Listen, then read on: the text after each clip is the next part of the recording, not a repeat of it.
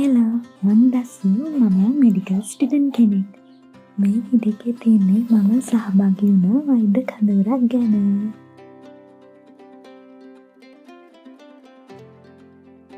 ඉතින් රාගම වෛද්‍ය පීඨයේ විදිහටත් අපේ මෙඩිකල් ස්ටුඩන්ට්ස්ලා විදිහටත් අපිට පුළුවන් වුණා මේ වෛද්‍ය කඳවුරට උදව් කරන්න. වෛද්‍ය කඳවුර තිබුණේ පානදුරේ ආලෝකා වැඩිහිටි නිවාසයේ. මෙතන ගාඩන් එක හරිම ලස්සනයි. ලස්සනට මල් වවලා, එළවලු වවලා ලස්සනට තිබුණා. රාගම හොස්පිටල් එකෙන් ආපු ඩොක්ටර්ස්ලා මෙතන ඉන්න රෝගීන්ව පරීක්ෂා කරලා එයාලට ඕනි බෙහෙත් ටික නොමිලේම ලබා දෙන එක තමයි අපි මේ වෛද්‍ය කඳවුරේදී කළේ. මම හිටියේ ෆාමසි එකේ.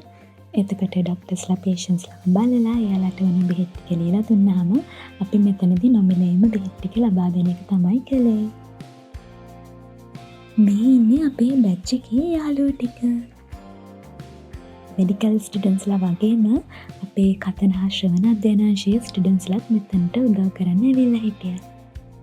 මේ ඉන්නේ අපේ වෛද්‍ය කණ්ඩායම. මේ විදිහට තමයි අපේ වෛද්‍ය කඳවුර තිබුණේ. ඉතින් මටත් ගොඩක් සතුටුයි මේකට උදව් කරන්න ලැබුණ එකට.